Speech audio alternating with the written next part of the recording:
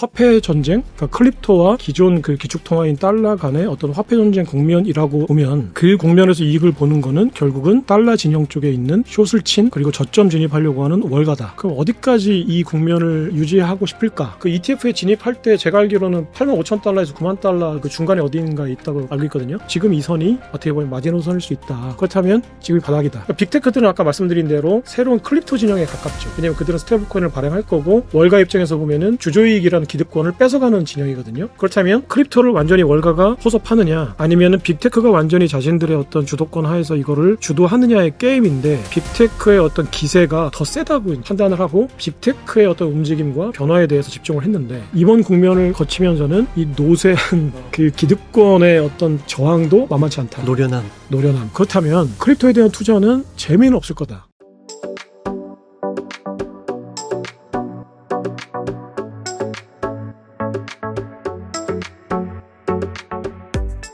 오늘은 김창익 작가님을 모시고 비트코인과 암호화폐에 관한 이야기 나눠보도록 하겠습니다. 작가님 안녕하세요. 네, 안녕하세요, 대표님. 네, 작가님, 최근 비트코인의 흐름이 심상치가 않습니다. 네, 심상치 않죠. 네, 8만 불을 찍고 네네. 그래도 오늘 아침에는 한 8만 8천까지 네, 그렇더라고요. 네, 이렇게 올라오기도 했더라고요. 아직도 공포와 탐욕 지수는 좀 공포 수준에 내몰고 있는데요. 요즘 장세를 좀 어떻게 보고 계신지 궁금합니다. 저 개인적으로는 어제 밤부터 이제 좀 편히 잘 수 있겠다. 생각했어요. 네.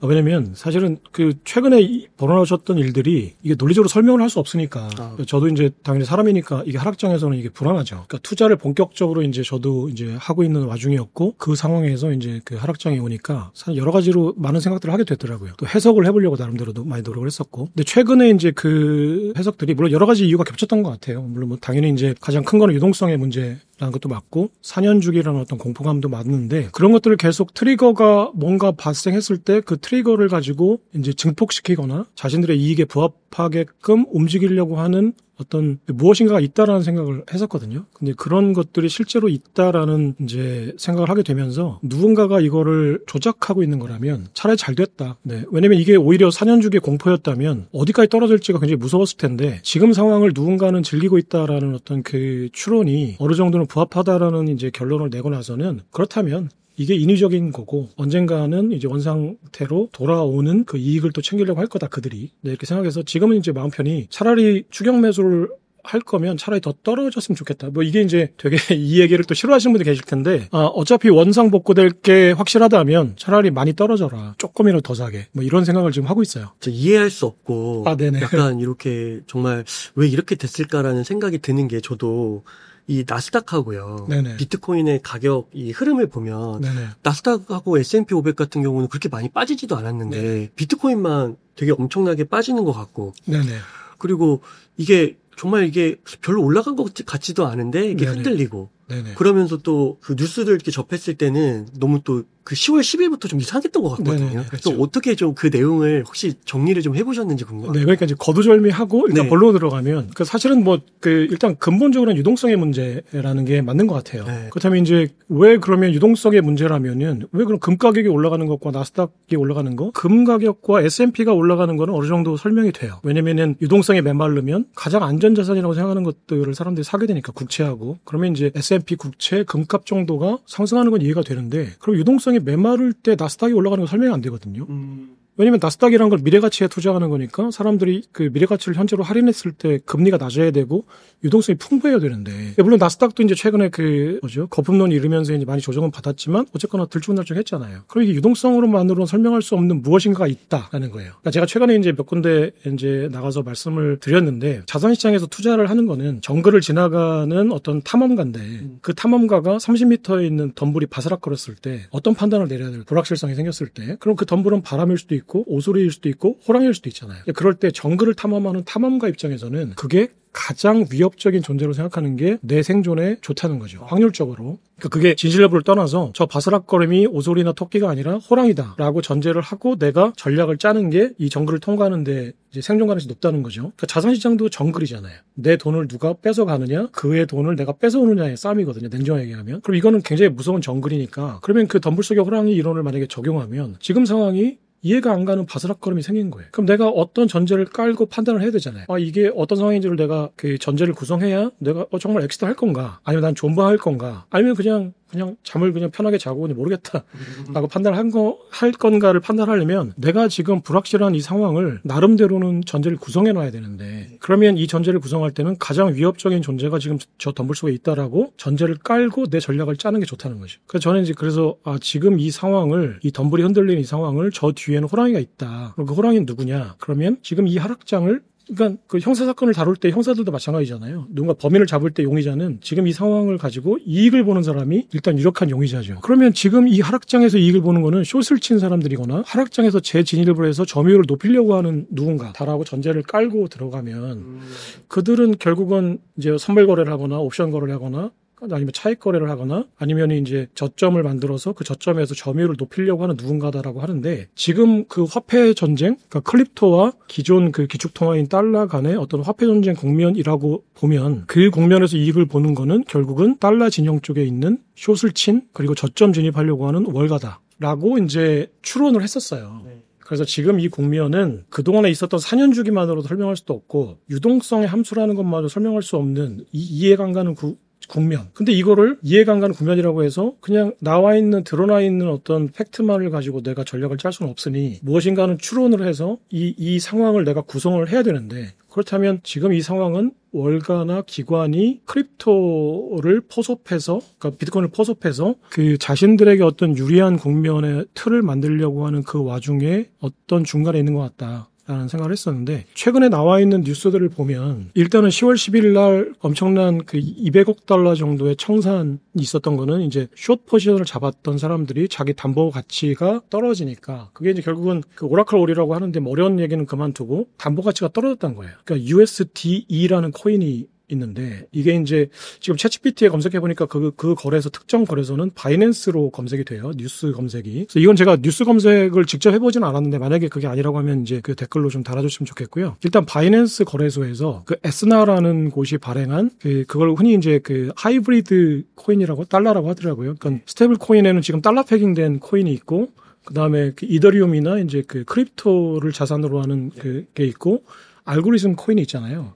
이걸 다 하이브리드 해놓은 거예요. 그러니까 뭐 복잡하긴 한데 어쨌거나 지금 달러 패깅된 우리가 흔히 알고 있는 이제 그 지니어스 액트 상의 어떤 스테이블 코인이 아니고 그러니까 미국 국채나 달러로 패깅되는 게 아니고 담보 자산은 있지만 그건 달러 자산은 아니고 그러니까 크립토일 수도 있고 뭐 옵션물일 수도 있고 여러 가지 자산을 섞어서 이제 그 에스나라는 곳에서 이제 USDE라는 코인을 발행해서 그게 이제 그 바이낸스에서 선물 거래, 옵션 거래 이제 이런 거래에 담보로 설정이 돼 있는데 이게 이제 다른 거래소들은 1대1 패깅돼서 1달러에서 0.9달러 사이에서 왔다 갔다 하는데 바이낸스에서 오라클 오류라는 것 때문에 이게 패깅이 깨진 거예요. 그래서 0.65달러까지 떨어졌대 일시적으로요. 이게 일시적으로 이제 담보물이 떨어지니까 당연히 이제 과담보를 요구했을 거 아니에요. 과담보를 이제 거래소에 요구하니까 이제 그 숏을 쳤던 선물 거래자들이 전부 다 대거 이제 청산을 당하고 이게 청산되는 게 연쇄적으로 이제 또 이제 기관 투자자들이나 이제 투자자들은 내가 어떤 담보를 청산해서 손실을 보면 보수적으로 이제 스탠스를 바꾸니까 그분들이 또 다른 것들을 또 청산하면서 이제 그날만 이제 200억 달러? 그 특정 거래소에서 200억 달러 정도의 청산 물량이 나오면서 그날만 10%에서 이제 10% 이상 다운이 됐고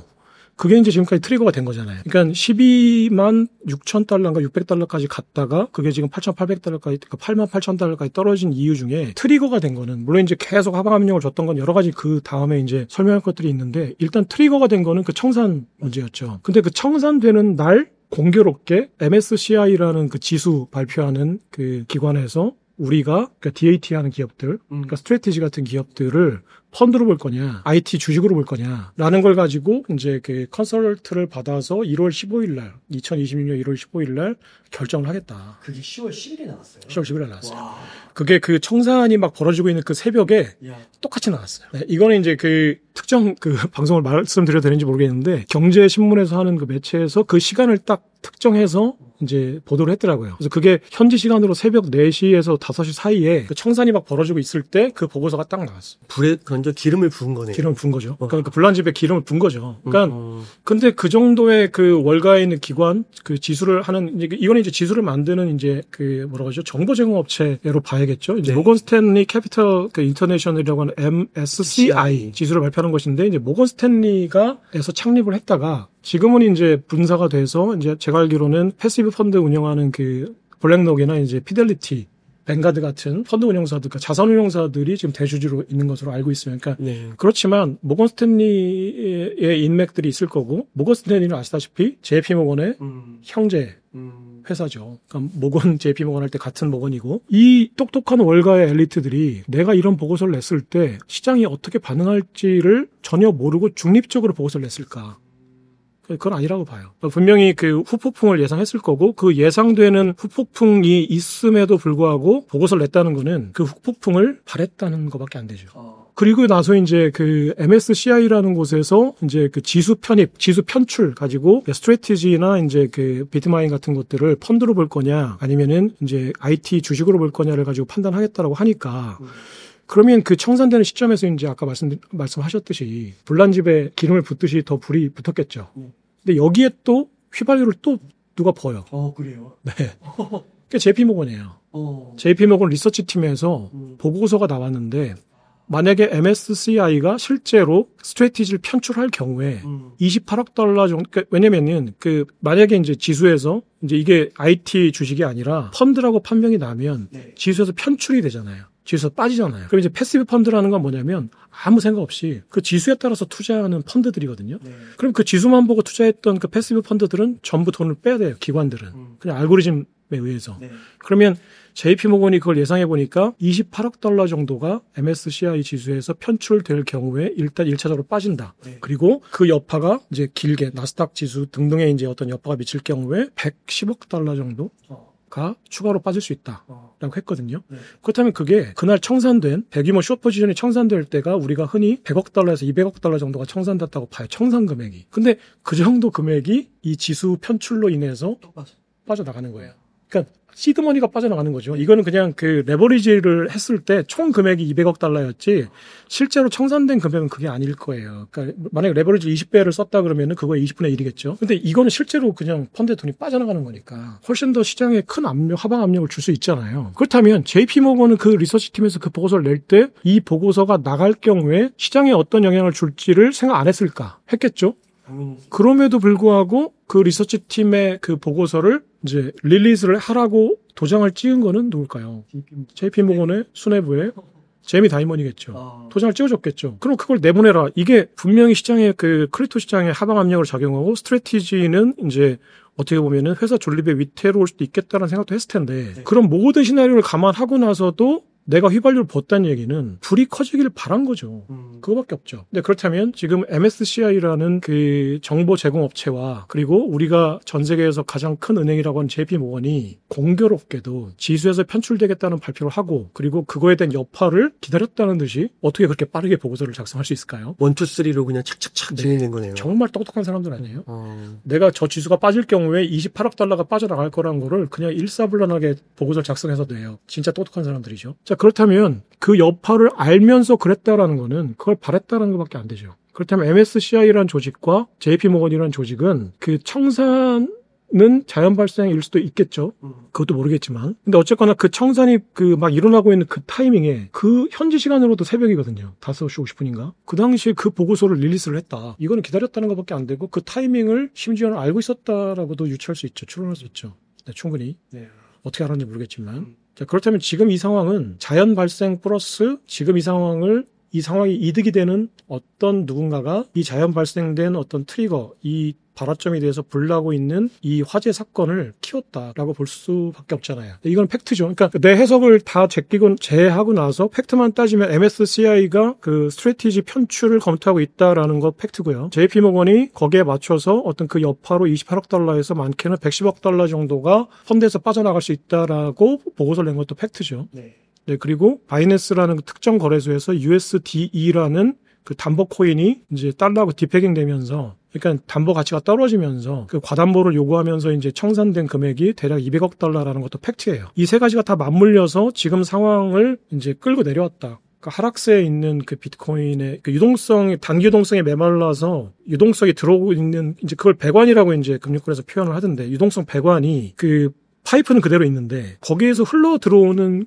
그 유동성이 메말라 가고 있는데 이 파이프를 닫아버린 거죠. 그러니까 이거는 단정할 수는 없지만 의도했는지 의도하지 않았는지는 모르겠으나 뭐 제이미 다이먼의 머릿속을 들여다보지는 모르겠으나 어쨌거나 이 상황은 그들에게 이득이 되고 있고 그들이 원했던 거다라고 추론할 수 있다는 거예요. 네. 네. 그러면 작가님 이게 만약 그런 팩트와 추론 이런 것들을 어느 정도 우리가 전제로 한다면은 지금의 과거와 같은 그런 패턴, 탈 패턴 이런 논리에서도 좀 벗어나서 네, 가야 되는 것도 지금 말씀하신 대로 저는 오히려 이제 이 국면이 누군가 보이지 않는 손에 의해서 이렇게 됐다면 네. 탈 패턴이라고 보는 그 논리가 훨씬 더 설득력이 있다라고 봐요. 그래서 이제 조금 더 마음이 편해진 게 이게 예전처럼 그 반감기의 어떤 주기의 영향이었다면 굉장히 공포스러웠을 것 같아요. 엄청나게 더 떨어질 거 있고 왜냐면 과거에 네. 그러니까 3년 동안 이렇게 점진적으로 성장하다가 이제 어느 순간 갑자기 폭증했다가 이게 이제 어느 순간 갑자기 폭락하는 거잖아요.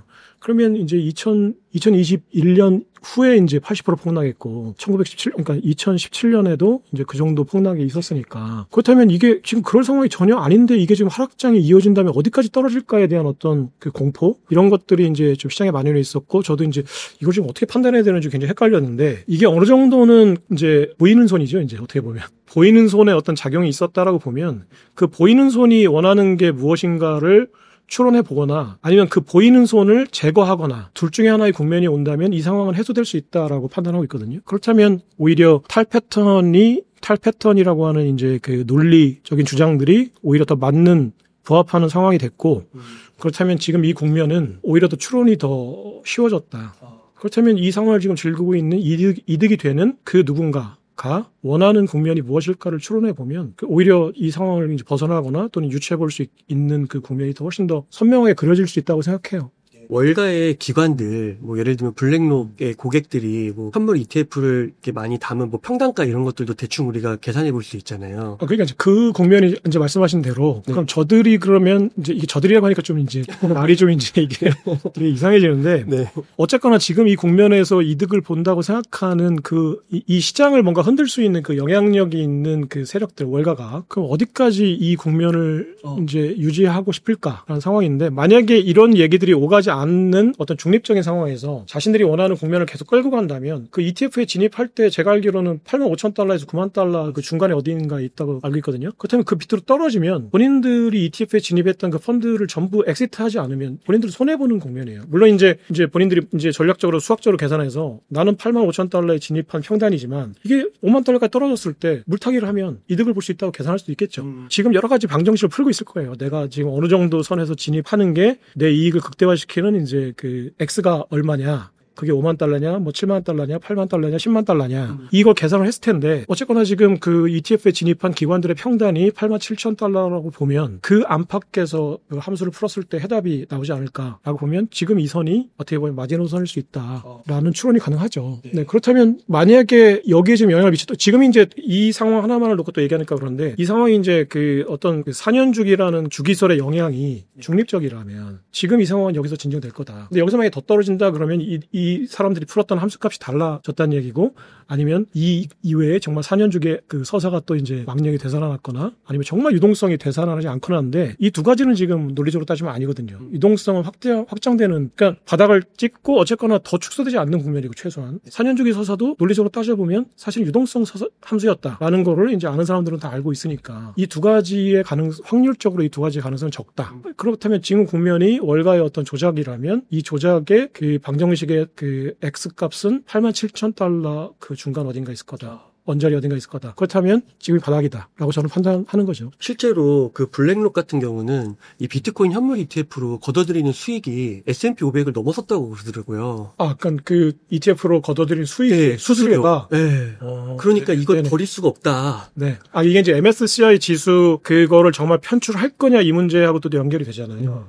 어떤 거냐면 이 MSCI라는 지수는 흔히 얘기하면 정보예요. 그러니까 시장에 나침판이 돼주는 그 지수 정보 제공 업체예요. 근데 만약에 이 지수 편출, 이 지수 그 기관에서, 이 정보기관에서, 정보업체에서 일개 정보업체가 실제로 스트래티지를 편출했다라고 했을 때 그 여파는 아까 이제 말씀드린 대로 그 JP 모건이 만든 그 보고서는 좀 과장될 수도 있겠지만 28억 달러에서 110억 달러 정도가 유출될 거다라고 보잖아요. 그러면 일단 실제로 그렇게 된다면 1차적으로 지금 3억 달러 정도를 그 13F라는 그 그 보고서를 보면 JP모건이 IBIT에만 3억 달러 정도를 가지고 있어요. 저희 비트코인 ETF를. 계속 늘리더라고요. 네. 그래서 제가 이제 그래서 이런 그 논리를 구성한 다음에 추론을 한 다음에는 4분기나 내년 1분기 때 보고서에는 IBIT에 있는 JP모건의 ETF 총액이 상당수 줄었을 수도 있다고 생각해요. 아, 미리 알고. 미리 뺐을 테니까. 야. 그리고 스트래티지의 주식도 저희 JP모건이 많이 가지고 있는데 25%를 뺐어요. 아, 맞아요.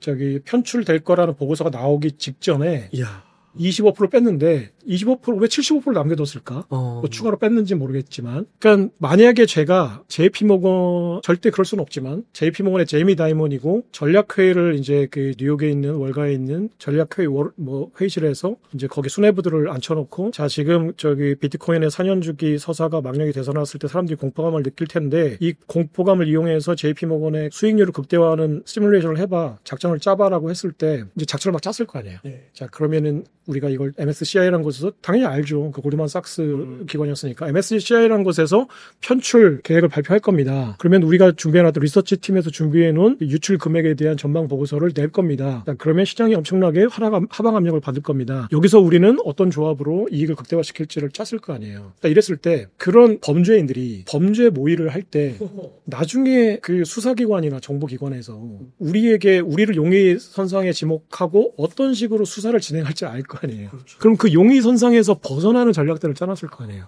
뭐 집단 소송이 들어올 수도 있고 왜냐면 MSCI에서 편출되면 실제로 법률 검토를 다 했겠지만 어쨌거나 그 손해를 본 그 펀드 투자자들이나 아니면 스트래티지도 소송할 수 있죠. 근데 아마 그 JP모건 정도나 그 MSCI 정도가 됐으면 그 법무팀에서 법률 검토를 다 했을 거고 완전 무결한 전략을 짰을 거예요. 그러니까 제가 생각할 때는 소송전으로 해결할 수 없어요. 이 문제를 나중에 가서. 하지만 검토는 다 했을 거예요. 그러면 용의선상에서 벗어나는 방법으로 수사선상에 들어올 때 우리도 몰랐다. 우리도 저기 나중에 손실 볼 걸 감안해서 스테티 주식도 뺐고 그리고 우리도 ETF에서 돈을 뺐다. 자, 우리가 나중에 이게 다 벗어나고 나서 우리가 지분 확장하고 저가 매수하려고 했던 거라면 우리가 이거 팔았겠냐? 그러지 않았을까요? 만약에 내가 범죄를 도모하고 있다면 바보가 아니라면 내가 수사선상에서 벗어나는 전략들을 짜놨을 텐데 그 중에 하나가 일단은 우리도 일정 부분 매각하자. 그래서 저는 실제로 저점 매수를 위해서 매각했을 수도 있고 아니면 용의선상에서 벗어나는 방법으로 제가 볼 때는 그 이권이 달린 스트래티지 주식과 그다음에 IBIT의 어떤 지분 투자 금액을 일정 금액 저는 뺐을 거라고 생각해요.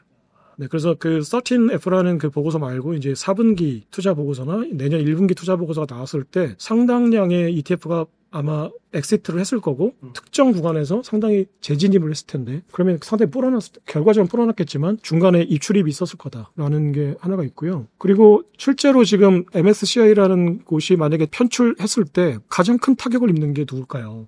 그 블랙록이죠. IBIT에서 다 펀드 30%가 기관인데 30% 빠져나갈 거 아니에요. 그럼 70% 개인들은 국권이 지키고 있을까? 그들도 빠져나갈 거야, 상당수가. 그러면 블랙록이 1차적으로 큰 타격을 입을 거고 수수료 수입이 줄어들 거고 그럼 실제로 그 30%에 해당되는 그 기관들은 당연히 이제 저희 패시브 펀드니까 그냥 자동으로 빼야 되니까 그럼 본인들은 그 돈을 투자해서 수익금을 거둬들이기 전에 지금 저점에서 빼는 거니까 손해를 볼 거예요.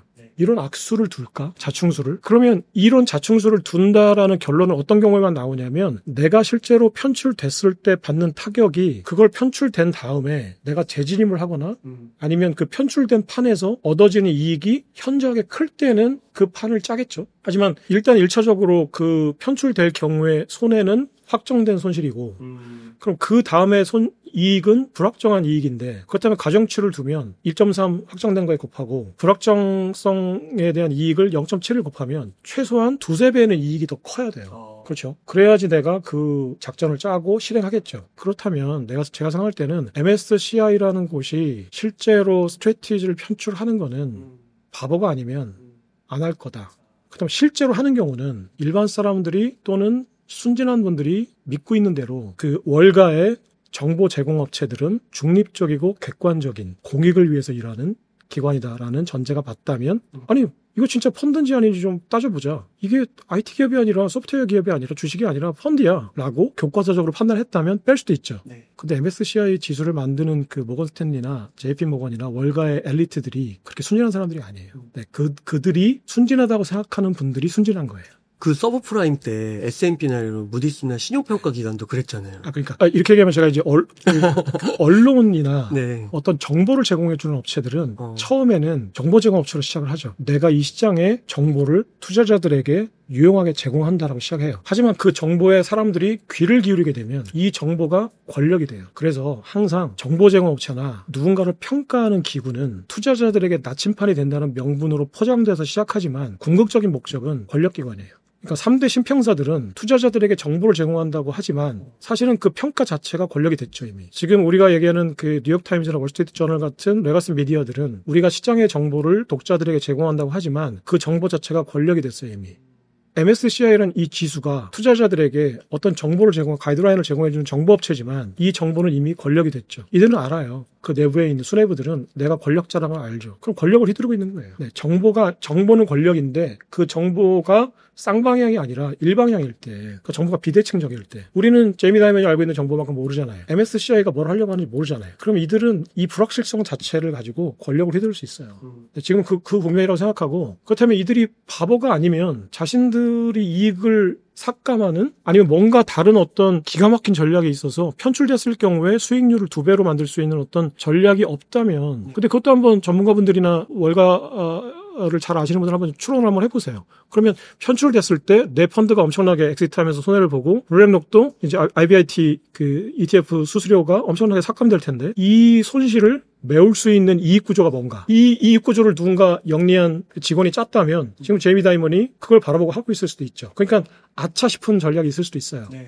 하지만 통상적으로 생각하면 그 구조가 없다고 보면 이들이 바보가 아닌 다음에는 그냥 공포심을 주기 위해서 했다. 근데 그 공포심 자체가 이들에게 지금 이익을 주고 있다.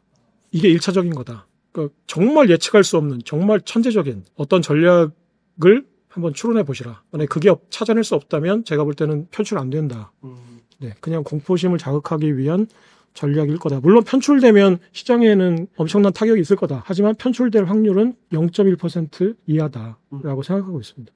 네. 혹시 만약에요 편출을 하는데 이제 어떻게 짰냐면 이제 스트레티지가 어떻게 보면은 이제 65만 개라는 비트코인을 갖고 있다 보니까 그 소비자의 입장에서는 블랙록의 현물 IBT를 살 수도 있지만 스트레이티지를 살 수도 있는 거잖아요. 그러니까 이 돈을 일로 들어가는 건데 이게 자꾸 일로 들어갈 수도 있으니까 얘를 아예 죽여가지고 이걸 나중에 중장기적으로 다 IBT로 통일시켜버리자. 지금 이제 그런 전략이 네. 이제 정말 완벽한 어떤 강력한 어떤 전략이 아니라면 불확실하잖아요. 불확실하죠. 네, 불확실한데 그 전략을 펴서 내가 확실한 손실을 만든다면 제가 볼 때 금융권에 있는 보수적인 엘리트들이 그런 전략까지 짜기 좀 힘들었을 것 같고 물론 그렇게 큰 그림을 그릴 수도 있지만 제가 볼 때 확률적으로 좀 낮은 것 같아요. 왜냐하면 확정 손실이 충분히 발생하는데 그거를 뒤엎을 만한 스트래티지가 정말 망해서 또는 이제 많은 물량을 털어내서 65만 개 중에 30만 개, 40만 개를 만약에 월가가 자기가 살 수 있다. 그렇다면은 지금 3억 달러 정도 투자했거든요. JP모건이. 그 정도를 자기가 어떤 물량을 내가 확보하길 원했다면 이것도 더 샀겠죠. 지금 이미 더 샀겠죠. 근데 그럴 가능성을 배제할 수는 없지만 이제 스트래티지에서 나오는 얘기도 종합하면 물론 이제 그거는 이제 스트래티지를 방어하기 위한 그 마이클 세일러 CEO의 어떤 방어 전략이니까 그것도 이제 100% 다 믿을 수는 없겠지만 지금 0.25%인가 1.25%만 그 비트코인 가격이 올라도 80년간 배당을 해줄 수 있다고 하고 이제 이런 얘기들을 하는 거 보고 또 이제 많은 인플루언서 분들이나 이제 분석하시는 분들이 이제 예를 들어 전환사채 만기 구조 그다음에 평단 이런 걸 계산했을 때는 스트레티지를 흔들어서 정말 물량을 스트레티컬로 확보하겠다. 물론 여기서부터 제가 또 순진한 걸 수도 있는데 그 정도의 악마일까?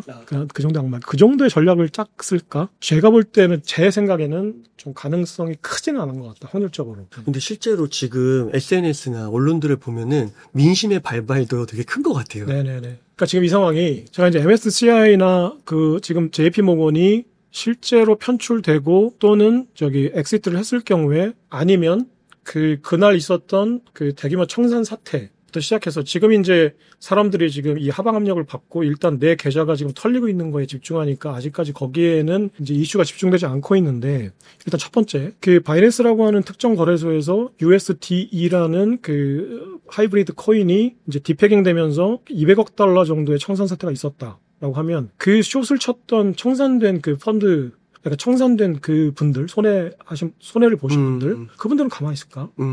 그 바이낸스나 특정 거래소나 USDE 운영하는 에스나라는 그 운영사를 상대로 소송을 걸 거 아닙니까? 그러니까 지금 일단 바이낸스가 제가 검색한 거로는 2억 8천만 달러인가? 그 보상 정책을 발표했어요. 200억 달러의 손실인데 2억 8천만 달러의 보상 정책을 발표를 한 상황이더라고요. 근데 만약에 이 손실을 봤던 그 청산된 그 투자자들이 집단 소송을 할 경우에는 그 일단 바이낸스 거래소는 다른 거래소들은 그런 일이 없었으니까 특정 거래소에서만 있었다라고 하면은 일단 상당액을 보상해 줘야 된다는 거는 논리적으로 맞는 것 같아요.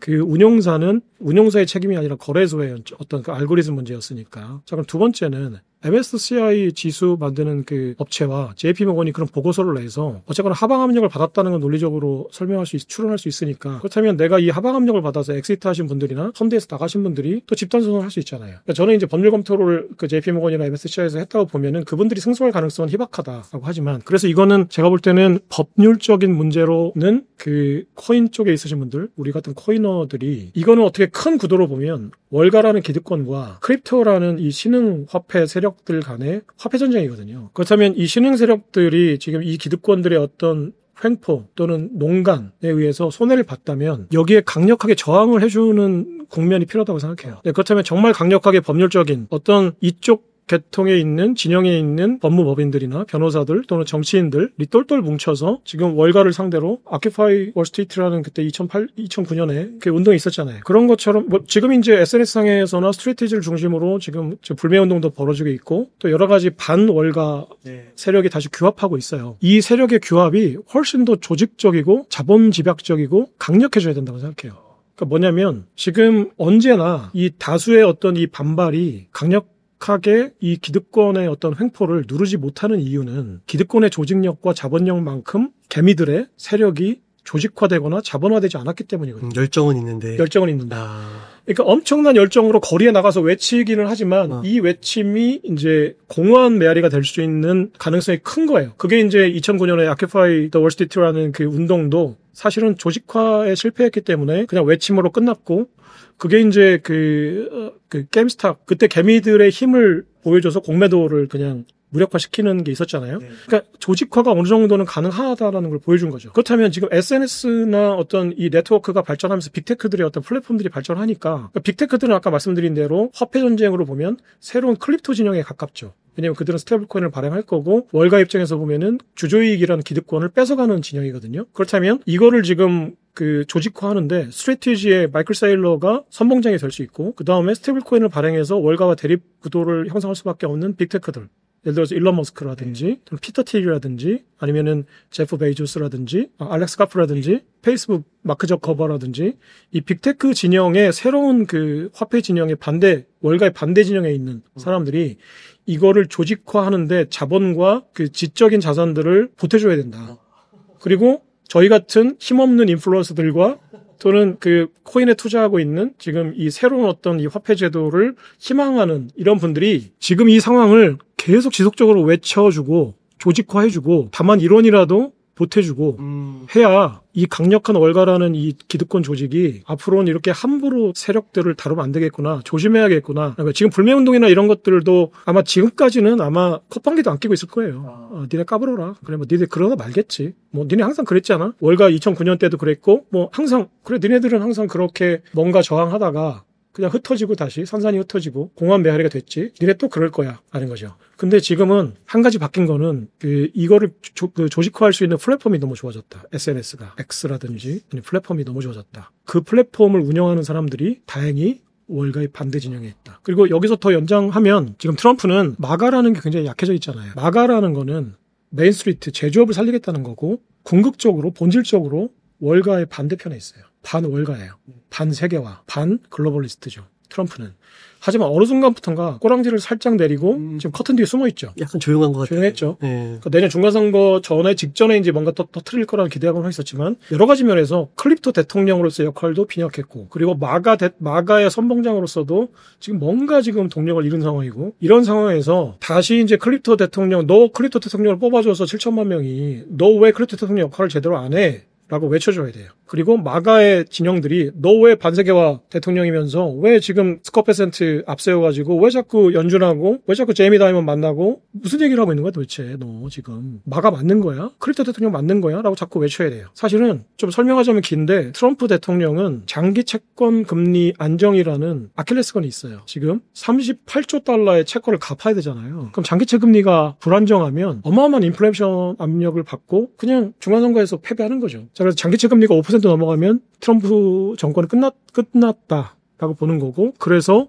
스코페센트 재무장관이 중간에 브릿지가 돼서 제이미 다이먼, 파월은 아닌 것 같고 제이미 다이먼, 스코페센트, 트럼프 이 3자가 지금 뭔가 팽팽한 긴장 관계를 유지하면서 어쨌거나 일단은 허니문 관계를 일단 중간선거까지 끌고 가자라는 전략이 트럼프의 전략이라고 생각해요. 그렇다면은 그 크립토 대통령으로서의 역할도 내년 중간선거 본격적인 캠페인까지는 좀 약화될 거고, 마가 진영의 목소리도 상당히 약화됐을 수밖에 없는데, 지금 이 월가 반월가의 어떤 목소들이 커질 때 이 유권자들이 다시 나서서 크립토 대통령 뭐 하는 거야? 너 7천만 표 이거 버릴 거야? 라고 물어봐 줘야 되고, 그래서 다시 트럼프가 나는 크립토 수도를 만들겠다라는 그 주장을 세게 하고, 실제로 이제 그 금준비금을 재평가해서 실제로, 그러니까 뭐 범죄인들한테 뺏는 거 말고 실제로 세금 중립적인 방법을 찾아서 비트코인을 실제로 매입하거나 아니면 금을 재평가해서, 지금 좋잖아요. 금 거의 60% 올랐고 크립토는 지금 가격이 떨어졌고, 그러니까 내가 팔고자 하는 자산은 지금 극대화 올랐고 내가 사고자 하는 자산은 떨어져 있으니까 너무 타이밍이 좋죠. 그렇다면 실제로 내가 살게라는 발표를 해주거나 해서 이 반세계화 진영, 반월가 진영이 정치 세력 그리고 자본 세력 그리고 빅테크라는 어떤 플랫폼 세력이, 또는 사이버펑크라는 원래 그 크립토 진영을 만들었던 그 사토시 나카모토를 중심으로 했던 그 사이버펑크 세력들이 똘똘 뭉쳐서 정말 희롱하고 있는, 그 크립토 진영을 희롱하고 있는 제이미 다이먼 같은 이 늙은 뱀 구렁이를 밟아줘야 된다. 그 뱀 잡는 사람들을 좀 뿌려서 뱀의 대가리를 좀 쳐줬으면 좋겠다. 왜냐면 너무 사악한 지금 행위를 하고 있잖아요. 지금 수십억, 수만 명, 수천만 명의 개미들이 한 푼 두 푼 모아서 투자한 거를 지금 맞아요. 갈취해가는 거거든요. 눈 뜨고 당하는 강도짓인데 이게 아니다라고 생각하거나 아니면 순진하게 이 국면을 바라보면 강도짓을 당하면서도 또 당하는 거예요. 왜냐면 지금 월가가 하고 있는 이 행위가 사실은 1800년대 초반에 워터루 전투 때 로스차일드라는 금융 세력이 처음에 어떻게 돈을 벌었는지는 서사로 남아있죠. 강력한 서사로. 이게 뭐냐면은 워터루 전투에서 영국이 승리했는데 채권 시장에 로스차일드가 먼저 와서 이제 로스차일드 전략이 왔으니까 이제 그 정보 네트워크가 있으니까 영국이 승리했다는 거를 로스차일드는 알아요. 그 네이선 마이 로스차일드에서는 영국 지부에서는 알았죠. 프랑스에 있는 전략이 전달해줬으니까 영국이 승리했습니다. 알아. 근데 반대로 얘기하죠. 영국이 패했다. 얘기하죠. 전부 다 영국 채권을 던지죠. 그래서 영국 채권이 똥값이 됐을 때 대량 매집하잖아요. 그러니까 거짓 정보를 흘린다. 그리고 내가 사고자 하는 자산을 다운시킨다. 가격을 누른다. 그리고 대량 진입한다. 이 전략이 1800년대 초반에 프랑스와의 전쟁에서 영국이 썼던, 그러니까 로스차일드가 썼던, 금융 세력이 썼던 고전적인 크리셰예요. 고전이에요, 고전. 이 전략을 200년이 지난 지금도 똑같이 쓰고 있는 거예요. 왜 이걸 똑같이 쓸까요? 사람들이 똑같이 당하거든요. 그때 당했던 사람들이 금융기관이 로스차일드가 또는 월가가 얘기하는 저 정보가 거짓일 수 있어라는 가정하에 지금 이 공포심은 거짓 허상이다라고 판단해야 되는데, 그런 판단을 할 수 있음에도 불구하고 실제 공포에 맞닥뜨렸을 때는 쉽지 않죠. 가격 하락의 공포 앞에서는. 그럼요. 저도 이번에 그런 생각을 많이 했는데, 실제 공포가 왔을 때 이 공포를 이성으로 이겨내는 거는 사람은 쉽지 않아요. 그러니까 인간은 변하지 않으니까, 지난 200년간 인간은 단 한 치도 변하지 않았어요.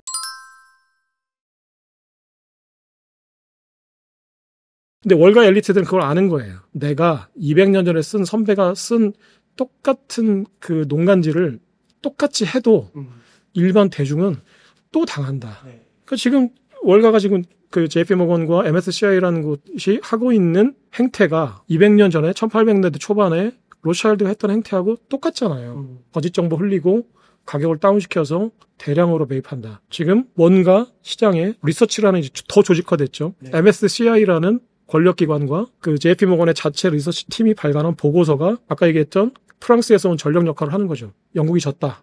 채권값 똥값 되죠. 지금 이거 4년 주기 서사가 망령이 되살아났다. 지금 유동성이 씨가 말랐다. 비트코인 다 던진다. 그러니까 다 실제로 던진 사람이 있을 거예요. 많은 8만 불까지 간 거에는 실제로 이 보고서와 이 국면의 영향을 받아서 아마 패닉 상태에서 매도하신 분들이 있을 겁니다.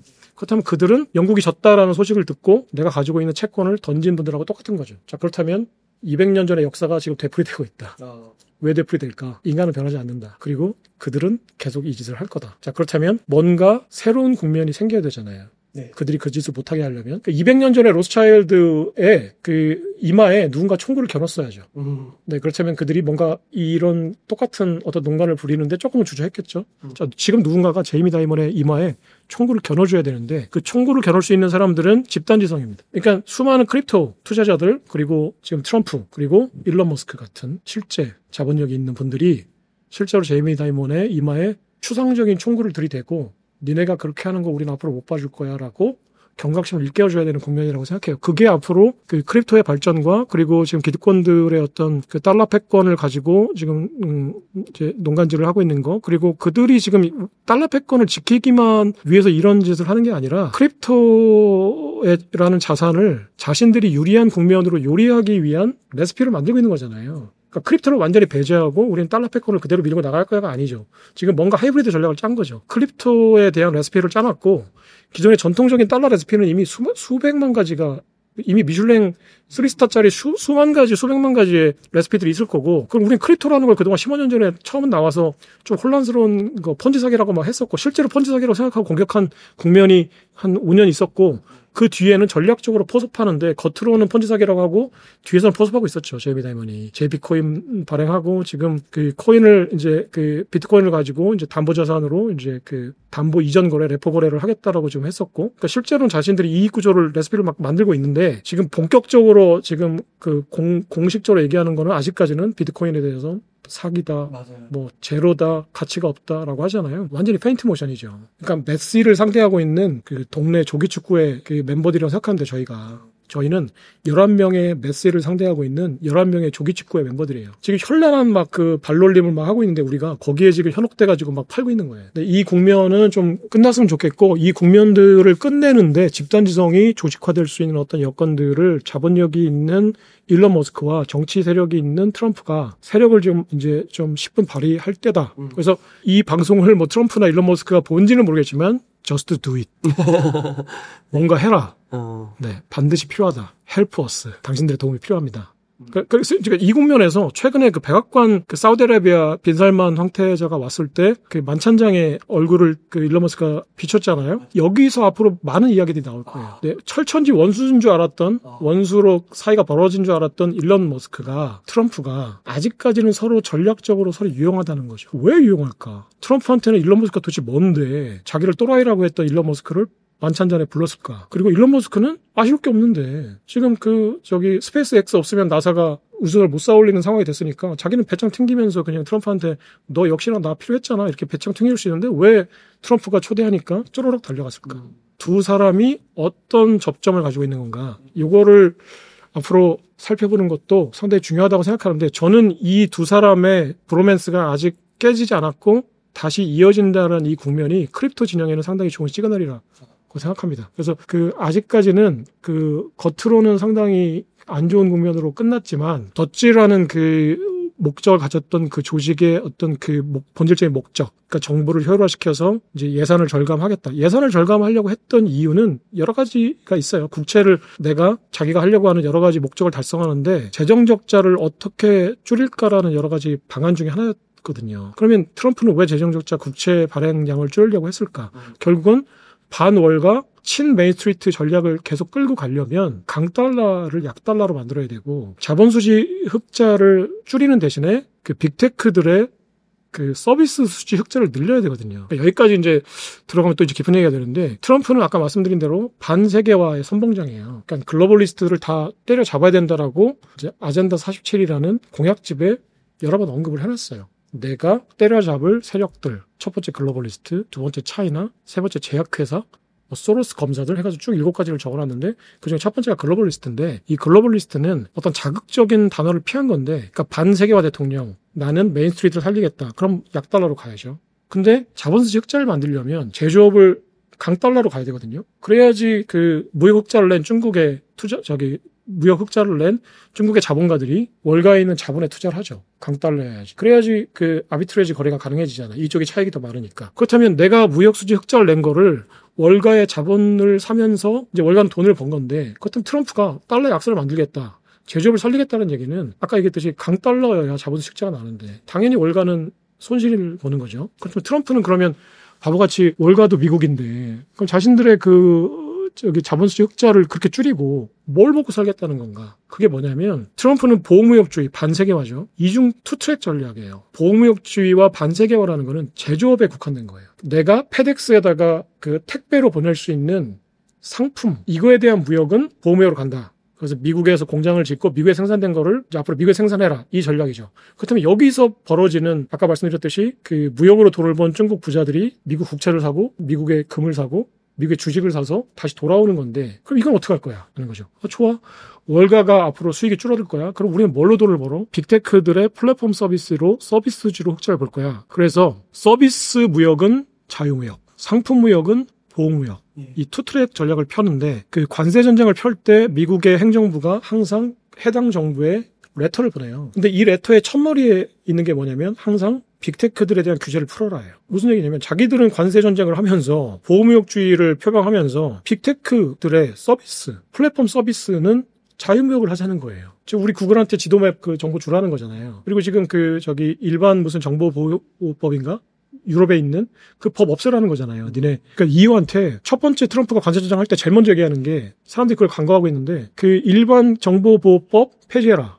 미카 폐지해라. 전부 다 그 빅테크들에 대한 장벽을 없애라는 거예요. 이거는 서비스 무역은 자유무역 하자는 거잖아요. 자신들의 비교 우위가 있으니까 철저하게 자유무역 하자는 거죠. 근데 뭐죠? 신발 만드는 거. 미국에서 만들어라. 지금 철강, 조선 다 미국에서 만들어라. 지금 우리가 흔히 얘기하는 제조업은 지금 철저하게 지금 관세, 물론 이제 협상 전략이고 실제로 관세를 엄청나게 때리겠다는 건 아니었겠지만 어쨌거나 반세계와 보호무역은 제조업하고 플랫폼 서비스는 자유무역을 하자는 투트랙이거든요. 근데 서비스는 자유무역을 하자는 이 두 번째 전략은 확성기를 안 틀어놓고 지금 제조업은 보호무역을 하겠다는 이 첫 번째 전략은 확성기를 틀어놨죠. 모든 언론은 지금 여기에만 지금 초점을 맞춰놓고 있으니까 레거스 미디어들이. 하지만 실제 트럼프가 하려는 보완제. 그럼 너 관세무역 할 때 그러면 그 약간 그 자본주의 흑자를 줄어들 텐데 그 뭘로 탕감할 거야? 서비스 흑자를 탕감할 거야. 그래서 자 일론 머스크가 가서 돈 벌어올 거야. 베이조스가 가서 돈 벌어올 거야. 저커버가 가서 돈 벌어올 거야. 빌 게이츠가 돈 벌어올 거야. 라는 거예요. 앞으로 제이미 다이먼이 수입이 줄어들 거야. 빌 에크먼 수입 줄어들 거야. 내 친구지만 수입 줄어들 거야. 그리고 레리 핑크 수입 줄어들 거야. 자, 어쩔 수 없어. 니네는 글로벌리스트야. 니네 죽일 거야. 자, 앞으로 우리들의 친구는 일론 머스크야. 제프 베이조스야. 그리고 피터 틸이야. 얘네가 돈 벌어도 줄 거야. 걱정하지 마. 네. 그리고 관세 전쟁 할 거야. 그리고 인플레이션 압력 생길 텐데 어떡할 거야. 걱정하지 마. 빈살만 내 친구야. 왔잖아. 유가 낮춰줄 거야. 인플레이션 압력 없을 거야. 걱정하지 마. 다 대안들이 있었어요, 사실은. 그 마가가 관세 전쟁을 한다고 했을 때 인플레이션 어떻게 할 겁니까에 대한 그 유가를 최저치로 낮추겠다는 전략이 있었고요. 자, 그럼 자본주의 적자 어떻게 할 겁니까? 서비스주의 흑자로 보전할 겁니다라는 전략이 있었어요. 다 전략이 있었죠. 근데 정작 그 마가 전쟁을 펼치고 나니까 실제로 마가 전쟁의 수혜 대상자들, 제조업 중산층, 몰락한 중산층들, 좋게 얘기해서 중산층이지 지금은 몰락한 하층민이죠. 가장 반발한 게 이 하층민들이었어요. 물론 그게 실현될지 안 될지는 미지수고 트럼프의 그 말이 본질적으로 정말 진심인지는 모르겠으나 어쨌거나 지금 트럼프는 지지 세력의 규합을 위해서 내가 그 몰락한 제조업 하층민들을 위해서 난 마가 전쟁을 하는 거고 그리고 플랫폼 전쟁을 하는 거다라고 했는데 제일 먼저 반발한 게 사실은 실제로는 돈 없는 하층민들, 제조업 하층민들이 거리로 나오고 마가 하지 마라, 관세 전쟁 하지 마라 하니까 그 확성기를 틀어준 거는 월가에 있는 확성기들, 뉴욕타임즈, 월스트리트저널들이죠. 그러니까 자신들을 위해서 정책을 편다고 하는데 그 수혜자들이 이 단기적인 고통을 못 참고 반발하니까 월가는 그걸 확성기처럼 틀어주고 막 이제 관세 전쟁을 못하게 하고 계속 여론을 형성하는 거죠. 이런 와중에 지금 이제 중간 선거에 1년이 왔는데 지지율은 떨어지고 크립토 정책도 이제 많이 퇴색되고 마가 전쟁도 퇴색되고 관세 전쟁도 많이 퇴색됐고 이런 상황에서 그러면 다시 이들의 어떤 그 지지 세력들이 요구하는 이 목소리를 트럼프가 어떻게 해석할 거냐 이게 지금 크립토 진영에 상당히 중요하고 지금 농간질을 하고 있는 월가의 어떤 우리가 어떻게 저항할 수 있느냐에도 상당히 중요하다라고 생각합니다. 그래서 일론 머스크하고 트럼프에게 말하면 Please just do it 이 말을 좀 하고 싶어요. 그러니까 Help us. 하고 있습니다. 그러니까 되게 좋게 얘기한 거고 조금 냉정하게 얘기하면 정신 차리라가 영어로 뭐죠? Wake up. Wake up. Wake up. Rise up. If not, you will fail. Absolutely, you will fail. 입니다. 그러면 이게 아까 이제 저희가 처음부터 이제 10월 10일부터 이렇게 엄청난 이야기를 작가님께서 이렇게 풀어주셨는데요. 결국은 그러면은 어찌 됐든 우선은 우리가 이제 투자적인 관점에서 만약에 접근을 한다면 어찌됐든 비트코인의 가격은 올라가는 거라고는 볼 수는 있겠네요. 네네. 크립토 진영이 잡든 월가 진영이 잡든 결국은 올라가는 건데 지금 요 상황을 누가 주도권을 잡는 것이냐. 그래서 월가가 잡게 되면은 이제 비트코인이 그들의 손에 많이 들어가게 되면 이제 또 그 조절을 자기네들의 그 페이스에 맞게 할 것이고 빅테크는 또 빅테크의 그림을 그릴 것이고. 이제 이거는 패권 전쟁이라고 보면 패권 전쟁은 극단적인 에너지거든요. 동물의 왕국을 이제 제가 많이 예를 들었었는데 그 라이언 킹이 건조에서 물러났을 때 어떻게 되는지를 그 BBC 방송의 동물의 왕국에서 제가 한번 본 적이 있어요. 그 젊은 사자가 자신들의 친위대를 데리고 와서 늙은 사자, 그 건조에서 물러난 사자 전관유해가 전혀 없어요. 찢어 죽여요. 그러니까 그 숨통을 보통 사자들이 이렇게 목을 물어서 동맥을 이제 숨통을 쪼여서 죽이잖아요. 숨이 끊어지면 알아요, 이 사자들이. 그 친위대하고 그 새로운 신흥 왕이 와서 그 젊은 사자가 와서 이제 양쪽에서 다리를 물고 목을 숨통을 물어서 죽였어요. 죽었잖아요. 근데 그러면 끝난 거잖아요. 깔끔하게. 왕이 죽었으니까. 그러면 다시 이렇게 뭐 쿠데타를 다시 이제 그 권좌를 탈취할 염려가 전혀 없는데 이걸 막 비틀어가지고 목을 찢어버리더라고요. 그러니까 이게 패권 전쟁이라고 생각해요. 그러니까 인간 사회는 그런 게 없다고 생각하지만 인간 사회는 더 냉혹하거든요. 패권에 있는 한. 패권이란 거는 양보할 수 없는 거고 그래서 투키디데스 함정이라는 것도 나오고 지금 미중 간에 패권 전쟁을 하잖아요. 이 패권 전쟁이 중국이 계속 도광양해를 해가지고 내가 기회를 노리겠다라고 후진타오도 했는데 시진핑은 고개를 들었거든요. 서로 누군가 죽기 전에는 끝나지 않는 싸움이에요. 저는 그래서 이번에 4월 달에 트럼프가 중간선거를 앞두고 이제 시진핑하고 통화를 한 다음에 방중을 하고 트럼프가 이제 어느 순간에 또 이제 답방을 하겠다라고 했으니까 상당히 좋은 신호인데 지상 최대 쇼죠. 두 사람은 일단 고개를 든 이상 누군가 하나는 죽어야 돼요. 그러니까 트럼프가 죽든 시진핑이 죽든 아니면 트럼프 다음 대통령이 죽든 시진핑이 집권을 더 했을 때 그때 죽든 누군가 하나는 죽어야 돼요. 이 게임은 누군가 죽어야 끝나는 게임이거든요. 그래서 서로 간에 뭐 접점을 찾아가지고 이렇게 어느 정도 간다라는 거는 단기적인 거고 본질적으로는 싸움은 이미 벌어졌고 누군가 죽어야 된다라는 거고요. 화폐 전쟁도 마찬가지죠. 그러니까 달러라는 기득권 화폐가 있고 크립토라는 어떤 그 혁신의 화폐가 있는데 이 두 개가 붙을 때는 이게 좀 그레이존이라는 게 중간에 있을 거예요. 그러니까 이 기득권 세력과 신흥 세력들이 자신들의 이익을 극대화하는 어떤 전략적으로 일시적으로 또는 전략적인 어떤 그레이존이 생길 거예요. 그게 스테이블 코인이에요. 일단 주조이익을 이제 빅테크들은 가져가지만 이자는 안 주잖아요. 그러니까 그 실제로 그 신용화폐를 만들지 못해요. 아직까지는. 빅테크들이. 근데 월가는 어쨌거나 이 수수료 이익이라는 주조 이익을 빅테크한테 넘겨줬죠. 그러면 월가라는 기득권과 빅테크라는 신흥 세력이 스테이블 코인이라는 어떤 이 완충 지역에서 만난 거예요. 링에서. 근데 이 링은 일단 제가 볼 때는 크립토 진영에서 보면은 트로이 못 마고요. 이쪽에서 보면은 링 위로 끌어올려서 죽이겠다. 합법적으로 죽이겠다는 거거든요. 싸움은 계속 벌어질 거고 언젠가 누군가 하나는 처절하게 두 손 두 발 닫을 때까지 싸움은 계속 될 텐데 크립토를 완전히 월가가 포섭하느냐 아니면은 빅테크가 완전히 자신들의 어떤 주도권 하에서 이거를 이제 주도하느냐의 게임인데 저는 처음에는 이제 새로운 어떤 이슈에 좀 더 집중하게 되니까 빅테크의 어떤 기세가 더 세다고 이제 판단을 하고 빅테크의 어떤 움직임과 빅테크의 움직임이 끌고 올 어떤 변화에 대해서 집중을 했는데 이번 국면을 거치면서는 이 노쇠한 그 기득권의 어떤 저항도 만만치 않다. 노련함. 이 만만치 않다. 그래서 패기와 노련함이 이 맞붙었을 때 하지만 이들도 만만치 않은 두뇌고 만만치 않은 자본력도 있고 만만치 않은 네트워크도 있고 심지어 어떻게 시기적으로 타이밍이 좋아서 정치 세력도 지금 반세계화를 뭘 다 엮여져 있는 거지만 반세계화라는 정치 세력과 그다음에 반크립토라는 이 새로운 화폐 세력이 한 군데서 만났잖아요. 네. 트럼프와 빅테크가 만났거든요. 그래서 지금 일론 머스크하고 트럼프하고 피터 틸이 친하게 지내는 거는 시대적인 요청이죠. 이게 그냥 세 명이 뭐 야합해가지고 하는 게 아니라 이럴 수밖에 없는 상황인데 그 자리에 이 세 명이 있었던 거죠. 이제 그런 반대 진영에 이제 있으니까. 그렇다면은 아직은 단정할 수 없지만 여러 가지 한번 시나리오를 한번 그려볼 수 있잖아요. 월가가 크립토를 포섭한다. 완벽히. 이제 우월하게 빅테크나 크립토 진영에 비해서 월가가 우월하게 포섭을 한다. 그리고 실제로 지금 많은 부분 그런 전략들이 현실화되고 있는 것 같아요. 그렇다면 크립토에 대한 투자는 재미는 없을 거다. 네. 왜냐면은 지금 보면은 엔비디아 주식과 금의 ETF가 그동안 어떤 그래프를 그려왔는지를 보시면 되잖아요. 이더리움은 엔비디아로 보면 되고 디지털 금이라고 하는 금은 골드로 보면 되잖아요.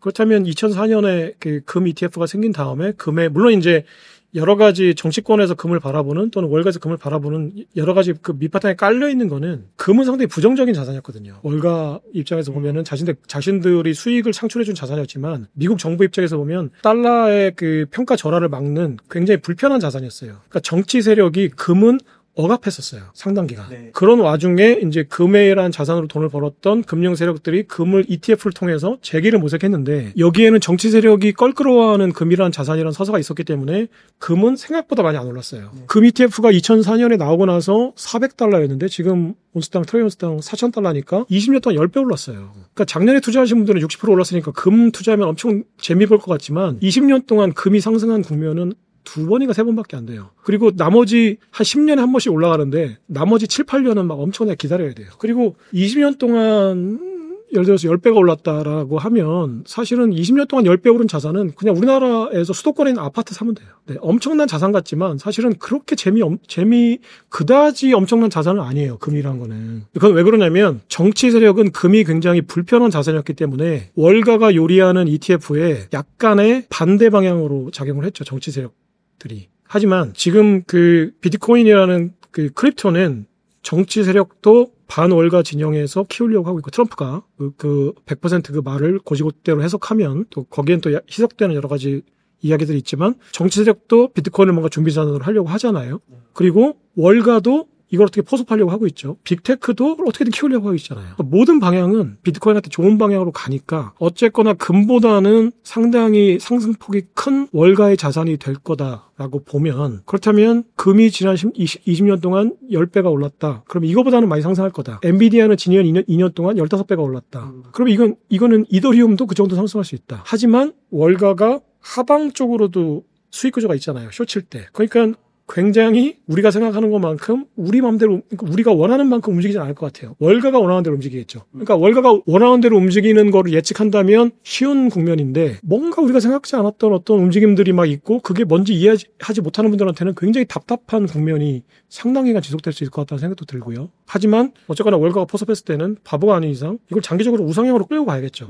그렇게 될 거라고 보고요. 여기에 이제 그 한 가지 변수는 스테이블 코인이 실제로 지니어스 액트가 나온 다음에 그 유예 기간이 일정 기간이 있고 본격적으로 이제 빅테크들이나 발행사들이 발행하는 그 국면이 이제 본격적으로 내년부터 시작해서 이제 2027년이면은 빅테크들이나 코인 발행사들이 본격적으로 이제 스테이블 코인을 발행할 거고 그러면 단기 국채 시장의 어떤 유동성은 이제 충분히 생길 거고 그러면 이 단기 국채를 지렛대로 해서 트럼프가 그 국채 차환이 지금 이제 스코페스트가 얘기한 거는 단기 국채 시장에 $2조 돈이 스테이블코인 시장으로 들어올 거라고 하니까 그렇다면 그게 1년 적자 폭인데 상당한 유동성이 국채 시장에 들어오니까 네. 그럼 트럼프도 지금 채권 시장 때문에 볼모로 잡혀 있는 건데 그 빅테크가 상당히 좋은 지렛대 역할을 해줄 거고 그럼 이제 월가의 어떤 반감이 이제 노골적으로 드러날 수 있을 거고 그리고 빅테크들이 스테이블 코인을 키운다는 거는 비트코인 시장에는 이제 유동성 100원이 되니까 스테이블 코인 가지고 뭐 하겠어요? 뭐 국제 송금하거나 대부분은 크립토를 사는 거니까. 그러면 결국은 달러 유동성이 풀리면서 금값이 올랐다고 보면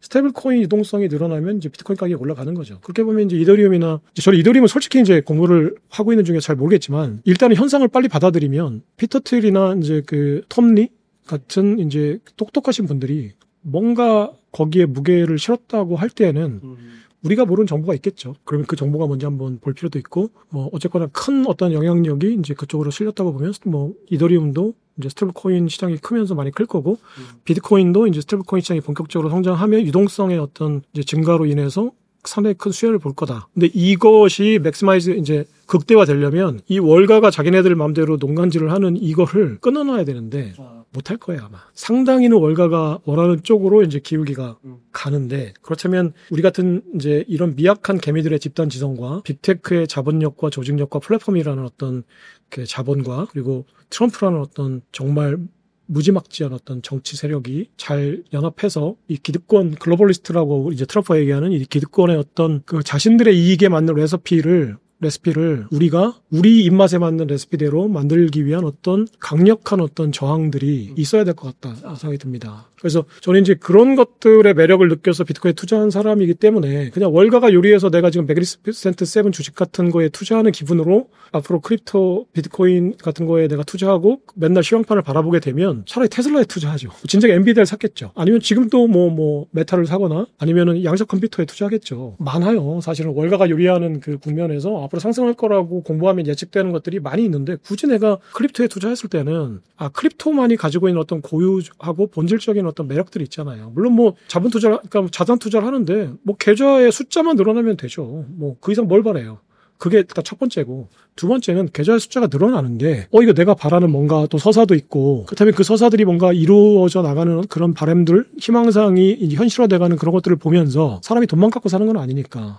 그러면 그런 것들이 내가 예측했던 어떤 부합하고 우리가 바랬던 어떤 국면으로 가고 있다라는 어떤 그런 어떤 그 자아의 어떤 만족감, 이런 것들도 없지 않아 있으니까. 그렇다면 나는 이걸 더 원한다. 제발 월가가 요리하는 레시피대로 가지 않았으면 좋겠다 라고 생각하는데, 어쨌거나 장기적으로 우상향 한다. 그리고 일단 기본적으로 내년부터는 유동성이 지금보다 쪼이는 국면은 아니다, 최소한. 근데 기대만큼 그렇게 늘 것 같지는 않아요. 그러니까 이거는 내가 찬물 껴얹는 얘기일 수도 있는데, 지금 이제 사람들의 기대는 금리가 지금보다 낮아지고 QT가 중단됐으니까 QE가 본격적으로 될 거다라는 건데, 한번 다시 돌이켜서 2017년과 2021년의 상승 국면을 보면은, 또는 2012년에 상승 국면을 보면은 거의 무지막지한 양적 완화가 있었어요. 그러니까 금리 위기를 벗어나기 위한 명분, 그리고 팬데믹 대공황을 벗어나기 위한 명분으로 거의 8천억 달러 정도밖에 안 됐던 그 연준의 대차 대조표가 10배가 늘었거든요. 물론 5조 달러에서 9조 달러까지 이제 그 일시적으로 늘어난 건 4조 달러 정도인데, 원래 연준의 대차 대조표는 1조 달러가 안 됐거든요. 그게 어느 순간 금융위기 때부터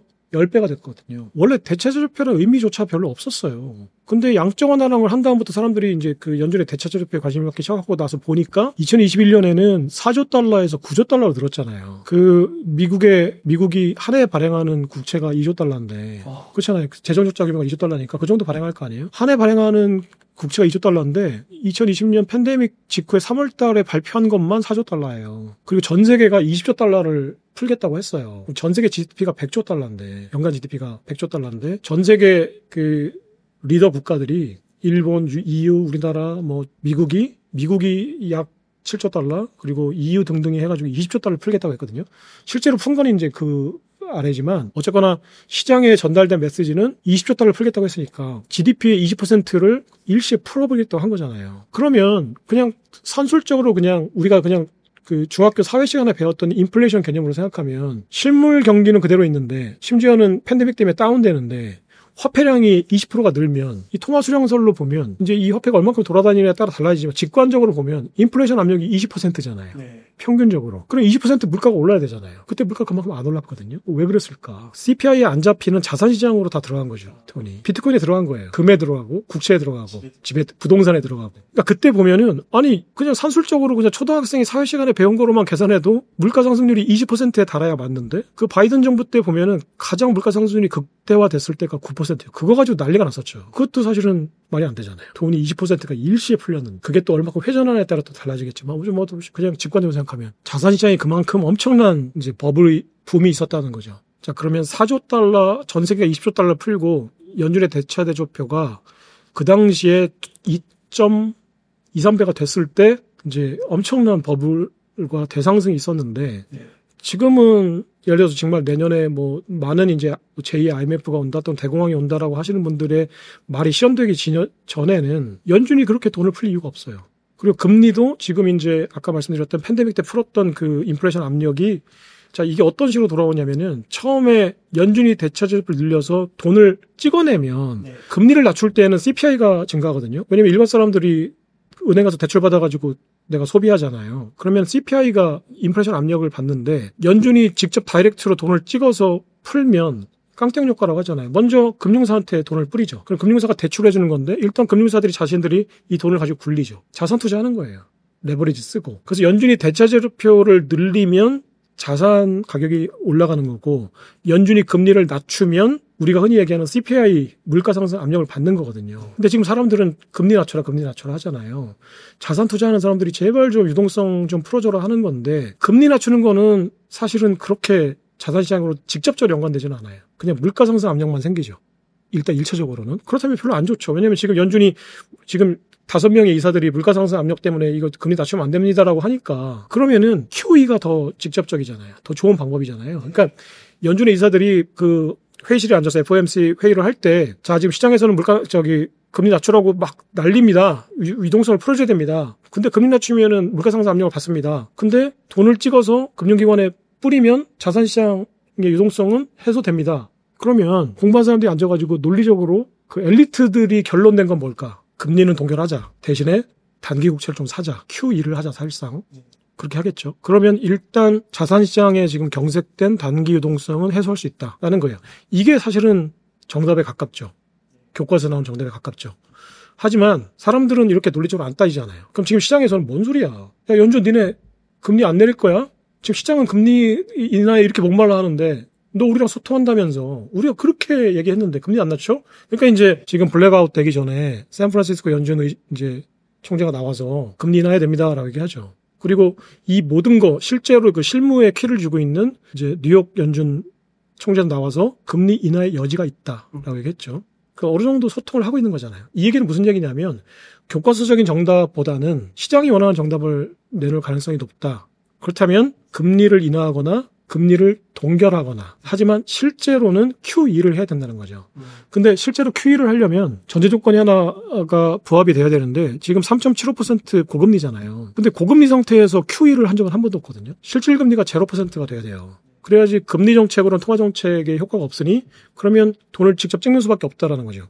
하지만 지금은 뭐 인플레이션 압력을 감안하면 중립금리라고 하니까 실질금리는 0%일 수 있으나 어쨌거나 시장이 판단하고 있는 명목금리는 체감금리는 3.75% 고금리니까 금리부터 낮추라고 하는 거죠. 그리고 연준도 우리가 지금 이 상황에서 QE를 하면은 이거는 굉장히 안 좋은 선례가 될 수 있으니까 금리로 할 수 있는데 왜 QE를 했어라고 하니까 그렇다면은 금리를 낮출 가능성이 높다.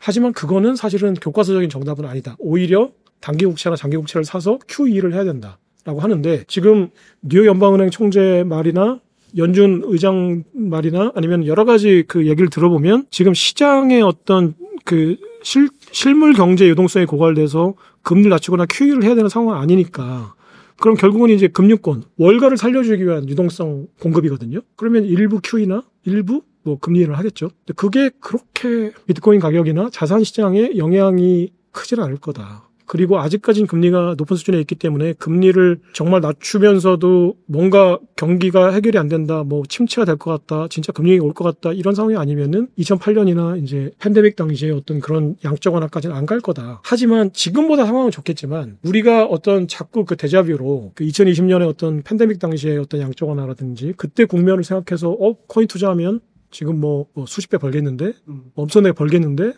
일시에 두세 배 되겠는데, 이거는 좀 기대하기 힘들다. 왜냐면 절대적인 수치가 일단 그렇게 안 될 거예요. 양적 완화 수치가. 일단은 월가들이 지금 단기금리 레포 시장에서 어떤 그 유동성 고갈 사태 문제가 해결되면 일단 지켜보겠죠. 그래서 이제 경기가 생각보다 안 살아난다. 트럼프가 이제 중간 선거를 앞두고 이제 뭔가 돈 풀기를 해야 된다. 이런 상황들이 겹쳐서 어떤 이제 이게 자꾸 이제 서로 시너지 효과를 내면서 생각보다는 돈을 많이 푸는 국면이 되려면은 우리가 생각하는 것보다는 1년, 6개월 이 정도는 기다려야 될 것 같다. 네, 그리고 그 국면이 왔을 때도 생각했던 것만큼 돈이 많이 풀릴지는 모르겠다. 하지만 지금보다는 어쨌거나 유동성이나 모든 국면이 완화된 국면일 거다. 조금 이제 비트코인에 대한 가격 전망이라든지 이런 것에 대해서 좀 보수적으로 접근을 할 필요도 있겠네요. 그러니까 그게 보수적이다 아니다 이런 걸 떠나서 지금 국면을 너무 낙관적으로 볼 필요는 없을 것 같다. 그러니까 물론 이제 지금보다는 이제 유동성 국면이 해소가 되고 그리고 지금 공포 국면이 또 해소가 되고 월가도 자기들이 원하는 거를 달성했거나 또는 이게 지금 여론을 봐서는 달성하기 힘들다라는 어떤 이제 변곡점 판단을 했을 때는 이게 지금은 저점을 찍고 이제 우상향하고 이런 거에 대한 기대를 갖는 건 합리적이지만 이제 그거를 너무 비합리적인 정도까지의 어떤 기대치를 갖는 거는 이제 이 국면을 우리가 견디고 성공적인 투자를 해서 이제 실제로 이걸 끌고 나가는 데는 그 어떤 낙관적인 전망은 정신 건강에 좋겠지만 전 냉철한 판단을 하는 데는 조금 마이너스 요소가 될 수 있다 그러니까 제가 얘기하는 게 틀렸으면 좋겠지만 이렇다고 되게 비관적으로 얘기하는 건 아니에요. 장기적으로 우상향하고 좋은 국면으로 가는데 지금 막 양적 완화가 된다, 금리가 쉽게 낮아질 거다 이런 요구. 이런 희망사항은 조금 볼륨을 낮출 필요는 있을 것 같다. 그러니까 지금 12 정도의 볼륨을 틀어놨다면 그거를 10 미만으로 좀 조절할 필요는 있다. 하지만 지금 1, 2, 3 단계에서는 당연히 5, 6, 7까지는 올라갈 수는 있다. 그러니까 그리고 누차 말씀드리지만 경기는 순환하는 거니까 한번 금리를 낮췄다가 높이는 국면에서 경기 침체가 오거든요. 대공황 국면은 아니어도 지금 우리가 팬데믹 위기는 전혀 예측하지 못했던 거지만 사실은 금융공황이 온 다음에 크고 작은 금융공황은 예측할 수 있어요. 어느 정도는. 정확한 시점은 모르지만 그런 국면이 다시 도래할 거다라는 걸 예측할 수 있거든요. 그러면 연준이 지금 그러니까 팬데믹 당시나 금융위기 때보다 돈을 더 많이 푸는 상황이 올 수도 있어요. 누구도 모르는 거예요. 근데 그거는 누구도 모르는 거니까 우리가 합리적으로 예측할 수 있는 범위 내에서 보면 그런 대공황 상황이 안 온다면 그냥 유동성은 지금보다는 개선된 상황일 거다. 그리고 센티멘트가 지금보다는 좋아진 상황일 거다. 그러니까 나는 장기적으로 끌고 간다면 좋은데 상당히 지루하고 그 인내심을 가져야 되는 상황일 수도 있을 것 같다는 생각이 듭니다.